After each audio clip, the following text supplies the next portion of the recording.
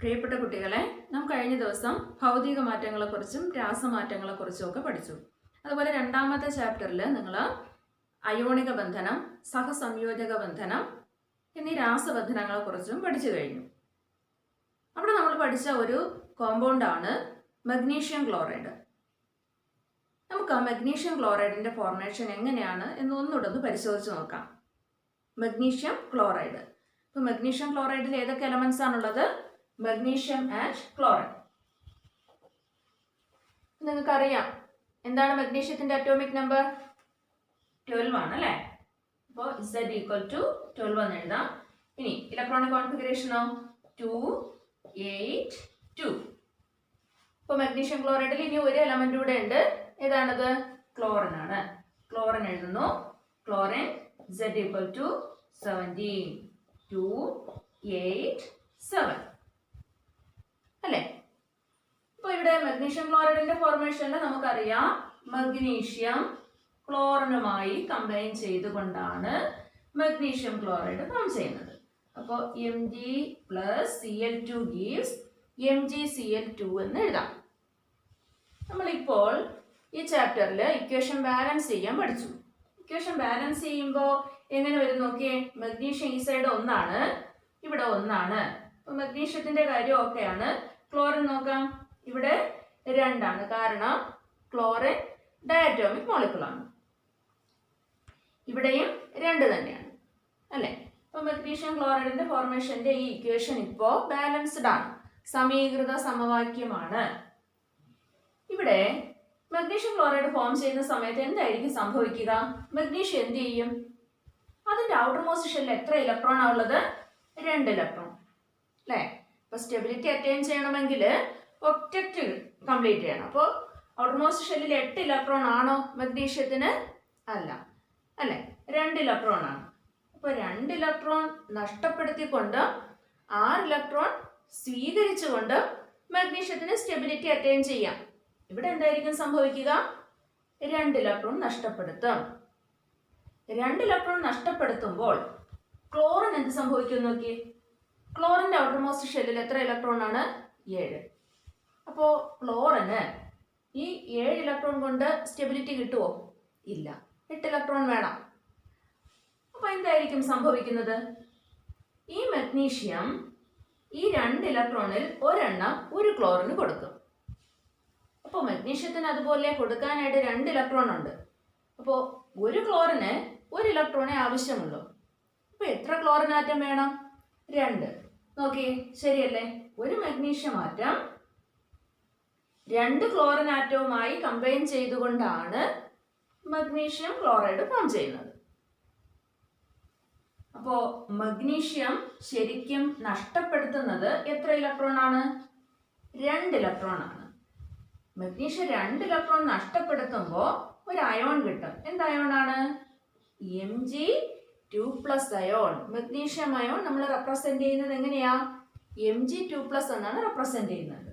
+2 electron ഇതല്ലേ സംഭവിക്കുക. ഇനി ക്ലോറിൻ എന്താണ് സംഭവിക്കുന്നത് നോക്കിയേ. ഒരു ക്ലോറിൻ ആറ്റം 1 ഇലക്ട്രോൺ സ്വീകരിക്കും അല്ലെ?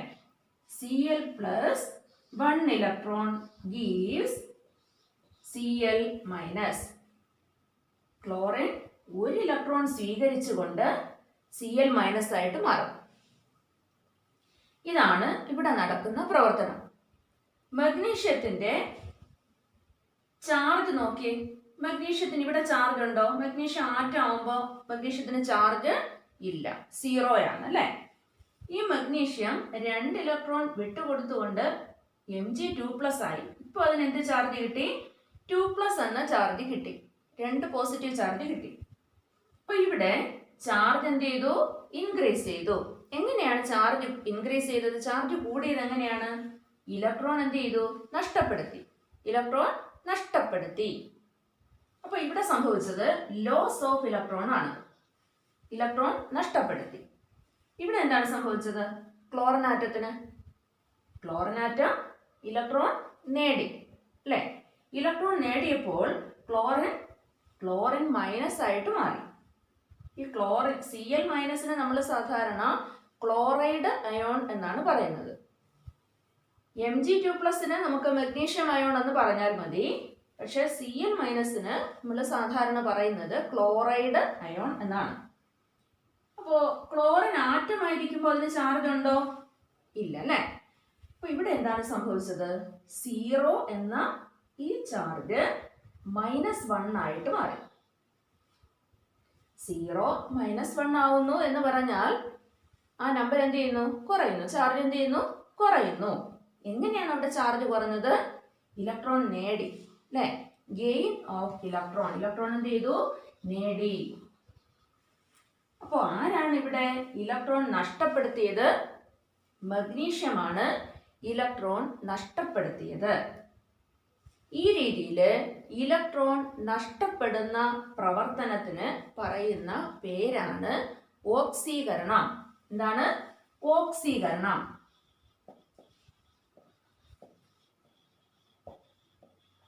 അപ്പൊ ആർക്കാണ് ഇവിടെ ഓക്സീകരണം സംഭവിച്ചത്? മഗ്നീഷ്യത്തിനാണ് അല്ലെ.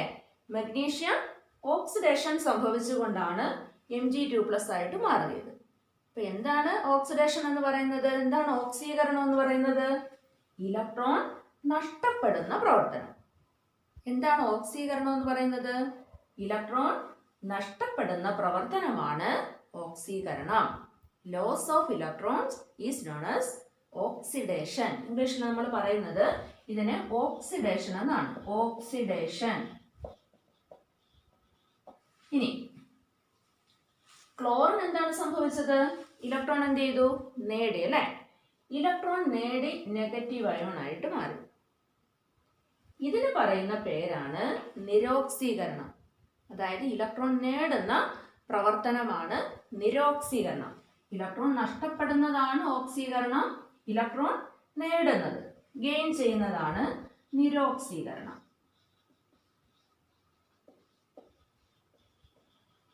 നിരോക്സീകരണം. ഇതിന് പറയുന്ന പേര് റിഡക്ഷൻ എന്നാണ്. അല്ലെങ്കിൽ ഇതിനെ റിഡക്ഷൻ എന്ന് പറയാം. റിഡക്ഷൻ. നിരോക്സീകരണം അഥവാ റിഡക്ഷൻ. നമ്മളിവിടെ രണ്ട് കാര്യങ്ങളാണ് പഠിച്ചത്. ഓക്സീകരണവും നിരോക്സീകരണവും. ഒന്നുകൂടെ പറയാം. ഇലക്ട്രോൺ നഷ്ടപ്പെടുന്ന പ്രവർത്തനം ഓക്സീകരണം. അപ്പോൾ ഇവിടെ ഓക്സീകരണം സംഭവിച്ചത് ആർക്കാണ്? മഗ്നീഷ്യത്തിനാണ്. ഇനി എന്താണ് നിരോക്സീകരണം? ഇലക്ട്രോൺ നേടുന്ന പ്രവർത്തനമാണ് നിരോക്സീകരണം.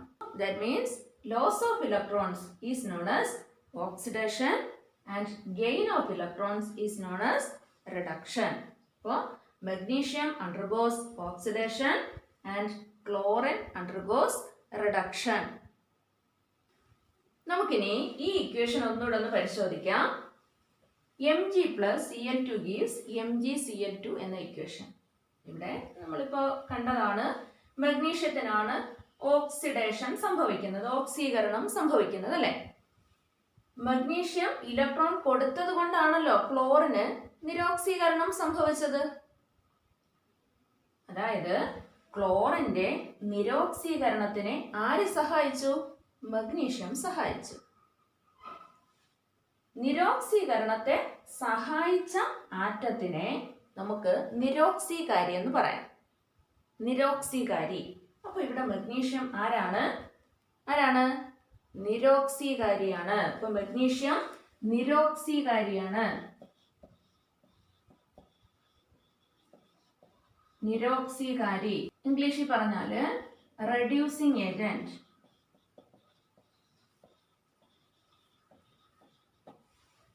ഓക്കെ.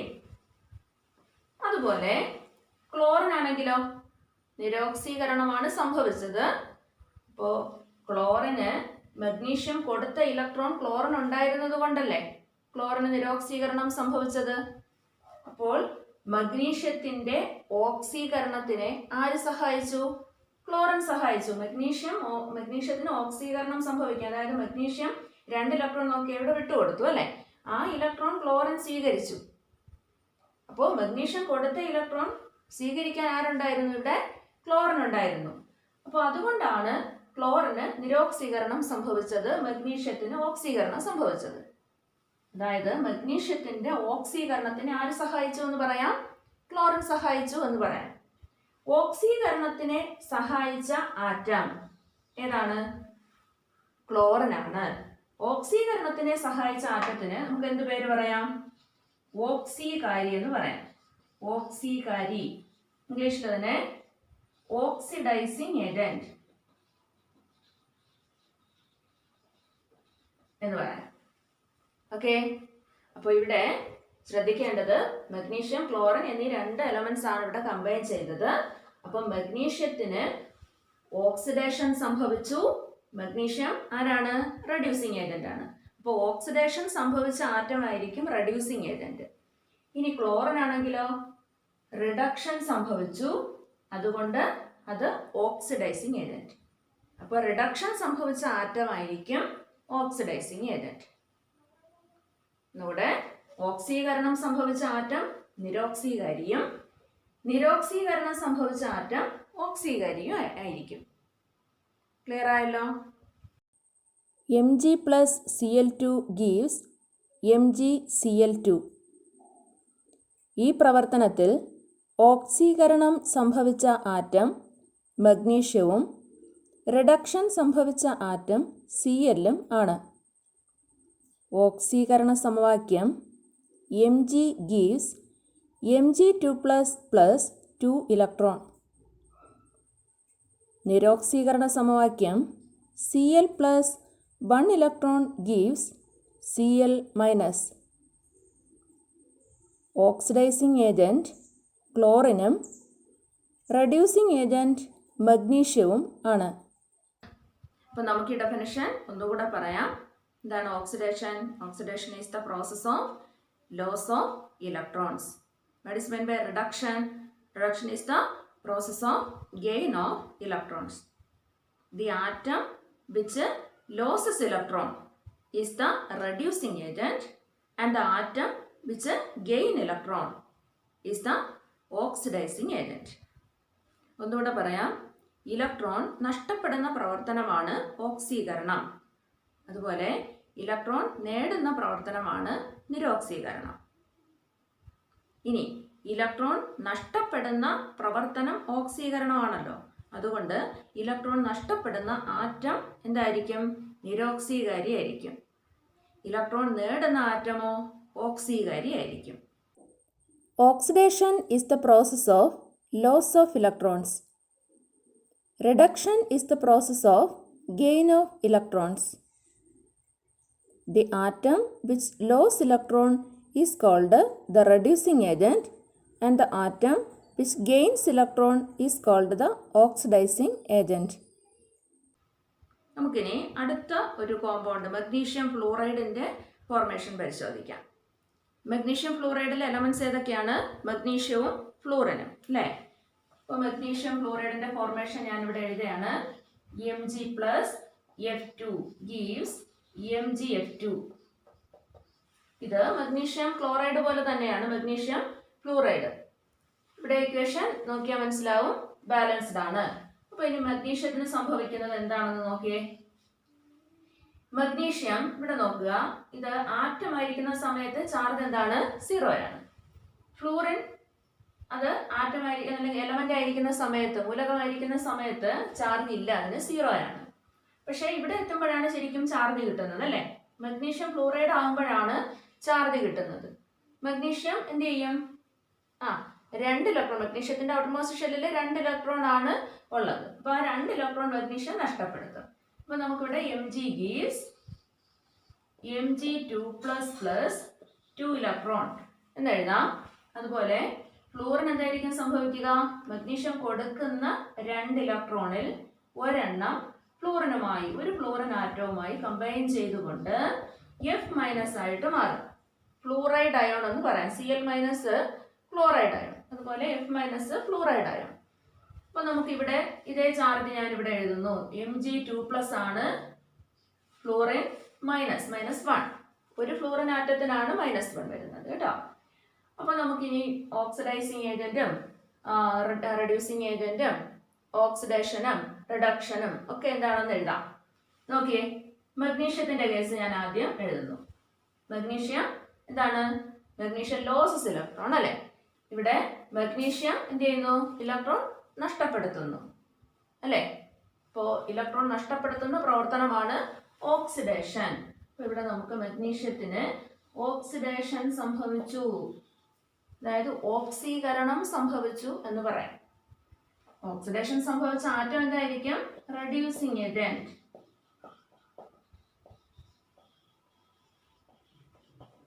അതായത് നിരോക്സീകാരി. ഓക്സീകരണം സംഭവിച്ചു, ഇത് നിരോക്സീകാരിയാണ്. ഇനി ഫ്ലോറിൻ നോക്കിയേ, ഇലക്ട്രോൺ എന്ത് ചെയ്തു? നേടി അല്ലേ? ഇലക്ട്രോൺ നേടുന്ന പ്രവർത്തനം എന്താണ്? റിഡക്ഷൻ, നിരോക്സീകരണം. നിരോക്സീകരണം സംഭവിക്കുന്ന ആറ്റം എന്തായിരിക്കും? Okay, oxidising agent. Oxidising agent എന്ന് പറഞ്ഞാൽ ഓക്സീകാരി. അപ്പൊ ഈ രീതിയിൽ നമുക്ക് എഴുതാൻ പറ്റും. Mg plus F2 gives MgF2. ഇവിടെ ഓക്സീകരണം സംഭവിച്ച ആറ്റം മഗ്നീഷ്യവും നിരോക്സീകരണം സംഭവിച്ച ആറ്റം ഫ്ലൂറിനുമാണ്. ഓക്സീകരണ സമവാക്യം Mg gives Mg2++ 2 ഇലക്ട്രോണും നിരോക്സീകരണ സമവാക്യം F+1 ഇലക്ട്രോൺ gives F- ആണ്. ഓക്സീകാരി ഫ്ലൂറിനും നിരോക്സീകാരി മഗ്നീഷ്യവുമാണ്. നമുക്കിനി അടുത്തൊരു കോമ്പൗണ്ട് പരിചയപ്പെടാം, സോഡിയം ക്ലോറൈഡ്. സോഡിയം ക്ലോറൈഡിന്റെ ഫോർമേഷൻ നമ്മൾ പഠിച്ചിട്ടുണ്ട് അല്ലേ? എന്ത് ബോണ്ടാണ്? അയോണിക് ബോണ്ടാണ്. ഓക്കെ, അപ്പോൾ Na+Cl2 gives NaCl. ഇവിടെ ഇക്വേഷൻ ബാലൻസ്ഡ് ആണോ? അല്ല, കാരണം Na 1 1. ക്ലോറിൻ ആണെങ്കിലോ ഇവിടെ 2 ആറ്റം ഉണ്ട്, അവിടെ ആണെങ്കിലോ 1 ആണ് അല്ലേ? അപ്പൊ ഇവിടെ 2 ആക്കാൻ വേണ്ടിയിട്ട്, ഇക്വേഷൻ ബാലൻസ്ഡ് ആക്കാൻ വേണ്ടിയിട്ട് ഞാൻ 2 കൊടുത്തു. അപ്പോൾ സോഡിയത്തിന്റെ എണ്ണം മാറി. സോഡിയത്തിന്റെ എണ്ണം ശരിയാക്കാനായിട്ട് ഇവിടെയും 2 കൊടുത്തു. ഇപ്പോൾ പ്രശ്നം സോൾവ് ആയി എന്ന് മനസ്സിലാക്കാം. അപ്പോൾ ഇവിടെ നമുക്ക് സോഡിയത്തിന് എന്ത് സംഭവിക്കുന്നു എന്ന് നോക്കാം. നമുക്ക് അറിയാം, സോഡിയത്തിന്റെ ഔട്ടർമോസ്റ്റ് ഷെല്ലിൽ എത്ര ഇലക്ട്രോൺ ആണുള്ളത്? 1 ഇലക്ട്രോൺ ആണുള്ളത് അല്ലേ? സോഡിയത്തിന്റെ അറ്റോമിക് നമ്പർ എത്രയാണ്? 11 ആണ്. അപ്പൊ സോഡിയം എന്തായിരിക്കും സംഭവിക്കുക? അതിന്റെ ഔട്ടർമോസ്റ്റ് ഷെല്ലിലുള്ള, ബാഹ്യതമ ഷെല്ലിലുള്ള ആ 1 ഇലക്ട്രോൺ എന്ത് ചെയ്യും? നഷ്ടപ്പെടുത്തും. അപ്പൊ സോഡിയം Na+ ആയിട്ട് മാറും, 1 ഇലക്ട്രോൺ നഷ്ടപ്പെടുത്തിക്കൊണ്ട്.